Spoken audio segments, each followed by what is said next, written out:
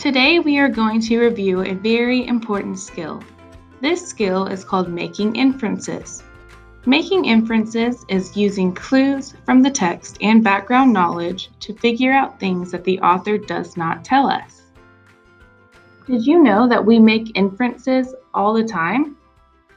For instance, if I looked at this text message conversation, I can make inferences based on what the two people are saying to each other. The first person says, "I love this place. I especially love seeing my favorite animal." Someone responds, "Which one is your favorite?" "I'll give you a hint. It's tall and spotted. It also has a long neck." "I like that animal too. Can we go see my favorite next?" Based on this conversation, I can infer or guess that the two people are at the zoo. I can also infer that the two people that are talking are friends or siblings at the zoo together. Another inference that we can make is that the first person's favorite animal is a giraffe because he said that it is tall and spotted and has a long neck. Just like we made those inferences based on the text message conversation, we also make inferences while we read or while we watch videos. So please stop this video right now and go watch the mouse for sale video that is on slide 2 of your daily assignment. We can use the pictures below from the video to make an inference about the setting. Our text evidence is that there are animal cages, a mouse for sale sign, and a cash register. Our background knowledge, or something that we already know, is that pet shops have animal cages, for sale signs, and cash registers. So we can infer that the setting of this video is at a pet store. We can also make an inference about how the mouse is feeling. Our text evidence is that the boys were making fun of the mouse's big ears. Our background knowledge, or schema, is that when people make fun of me, I feel upset and embarrassed. So we can infer that the mouse was feeling upset and embarrassed when the boys were making fun of his ears. The mouse's feelings change throughout the video. I want you to pause this video, go back to your daily assignments, and make an inference about how the mouse is feeling in this picture or at the end of the video, and then come back to this video.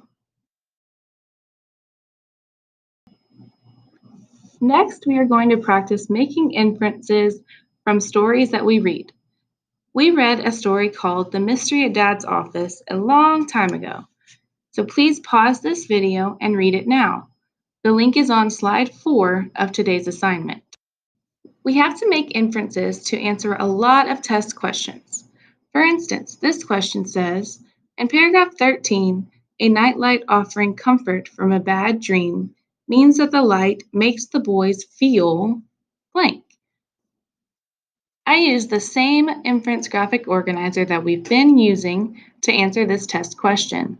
Our text evidence is that the author says the light from Dad's office is like a nightlight. I already know that nightlights comfort people who are scared of the dark. So I can infer that the light from their dad's office comforts the boys so they feel safe and protected. So to answer the test question, we're going to click and drag the blue rectangles to highlight our text evidence, and then click and drag the circle to the answer that best matches the inference that we made. So my text evidence is in paragraph 13. I highlighted where it says, the light from Dad's office was like a nightlight, offering comfort from a bad dream. And then we look at our answer choices. F is upset, G, safe, H, tired, or J, selfish. Based on the inference that we just made, we know the boys feel safe and protected.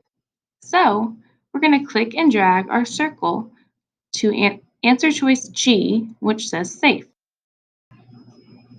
The next question says, when Alex first tells Nathan that someone is watching them, Nathan blank. I used paragraphs 7 and 8 to help me make an inference about what Nathan does or how he feels whenever Alex first tells him that someone is watching them. My text evidence is that Nathan sighed and thought his brother's imagination was running wild. I know that when people sigh, they are usually annoyed or frustrated. I also know that when someone's imagination runs wild, they are usually imagining things that aren't really happening. So, I can infer that Nathan is annoyed and frustrated because he thinks Alex is imagining things and there isn't really anyone watching them. Based on the inference that we just made, please pause this video and complete the Mystery at Dad's Office question slide on slide 5 by clicking and dragging the rectangles to your text evidence and clicking and dragging the circle to the answer that you choose. I found my text evidence in paragraph 8, where it says Nathan sighed. His little brother could be a real pain sometimes, especially when his imagination ran wild. Using this text evidence and the inference that we just made, I believe the best answer choice is H. When Alex first tells Nathan that someone is watching them, Nathan thinks Alex is worrying for no reason. Now you are going to practice this skill independently. Click on the picture on slide 6 to read part of the story Because of Winn-Dixie. On slide 7, you are going to use the text evidence and background knowledge that are provided for you to make an inference. Then you will use slide 7 to answer the question on slide 8. On slide 9, you will fill in the schema and inference parts of the graphic organizer to answer the question. Then use the inference graphic organizer on slide 9 to help you choose the best answer choice on slide 10. On slide 11, you are going to answer the question by filling in the text evidence, schema, and inference parts of the graphic organizer to help you answer the question on slide 12.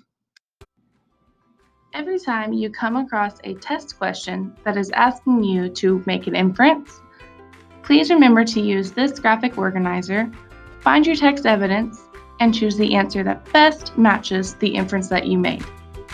That's all for today, guys. I hope you have a wonderful day, and I'll see you tomorrow.